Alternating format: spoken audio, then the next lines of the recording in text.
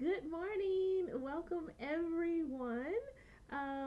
My name is Millie, and I am just so excited to be here with you all today.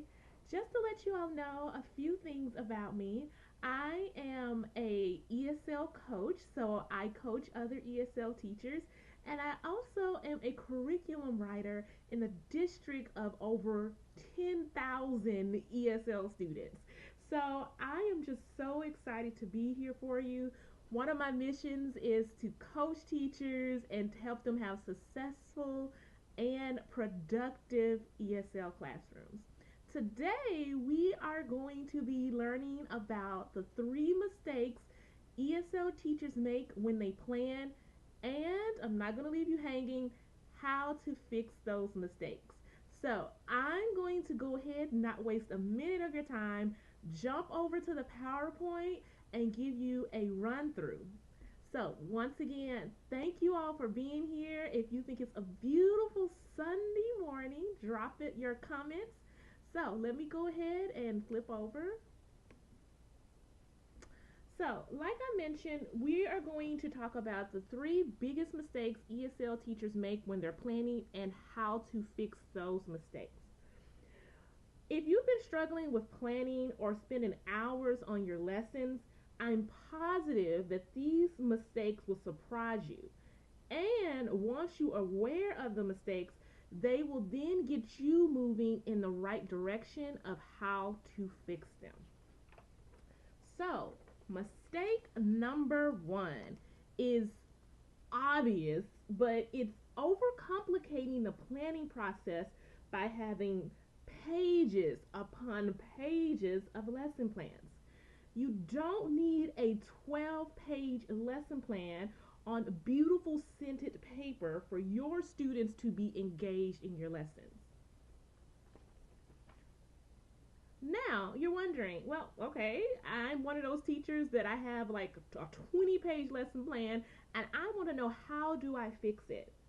So, one of the ways to do it is to simplify the planning process.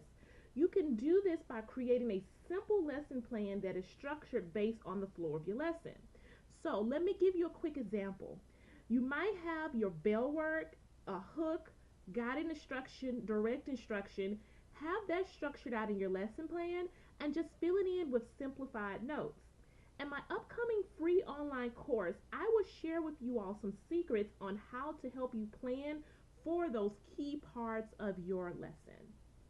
So let's move on to I have a second tip for you.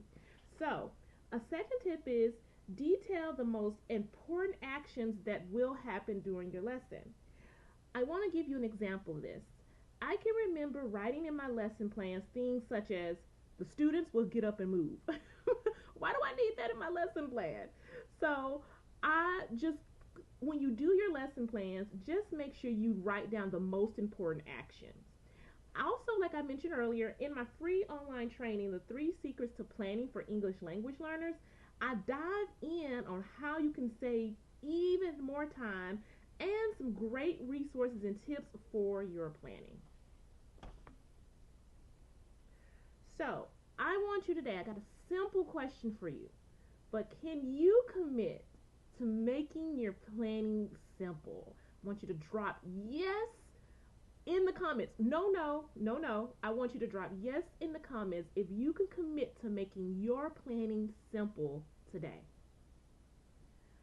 So let's go ahead and dive into mistake number two. And mistake number two is something, as I was coaching, I see that it's extremely common, is not accounting for every minute of class in the lesson plans. And I know you're thinking like, okay, you told me to keep my lesson plan simple. Yes, of course, you can still account for every minute, but have a simple lesson plan. So, how to fix this? Next to each activity, account for how many minutes it's going to take you to complete the lesson. So, at the end of planning, if you see that everything, all your activity adds up to 30 minutes, but you have a 55-minute class period, then you as a teacher need to go back and either extend the activities or add some more engaging activities.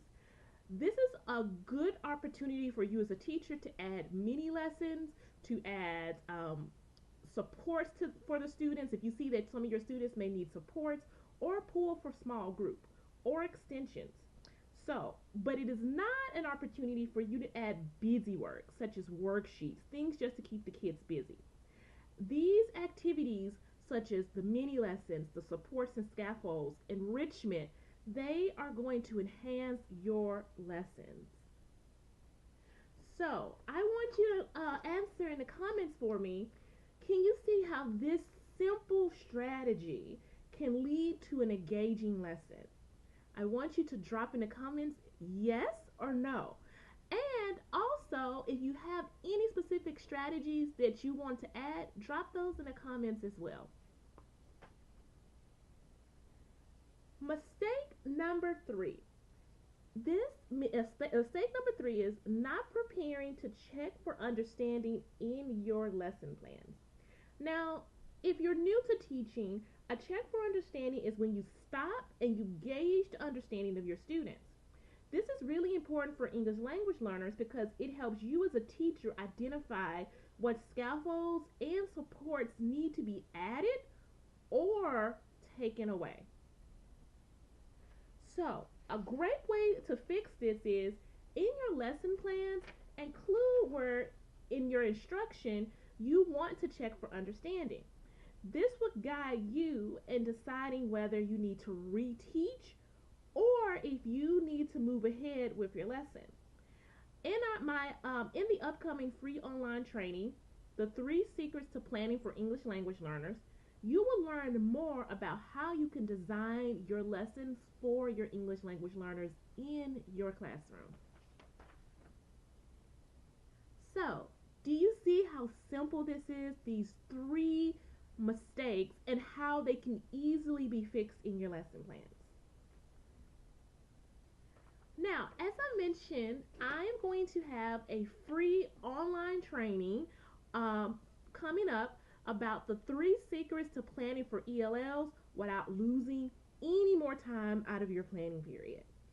All you have to do is go to myadventuresinesl.com/planning, sign up for this free training, and I want you to see how these simple strategies can set up your year for success with your English language learners. Can you imagine what it would feel like for you if you did not have to spend hours upon hours planning and wondering what do you do next for your English language learners? But instead, you could focus on the things that you love doing in your life. If you enjoyed today's Facebook Live, I have even more to share with you. In this free live online training coming up in just a few days, you don't want to miss this. This free online training is the 3 secrets to planning for English language learners without losing time. And I'm going to take what you learned here and I'm going to dive even deeper. Plus, we will have some time for some real live Q&A. And if you have any questions, go ahead and start formulating those and we can go ahead and answer those live for you. If you go to myadventuresinesl.com/planning to get all of the details, it will be live, so I promise you, you do not want to miss this. So, I want to thank you so much. I'm going to flip back over.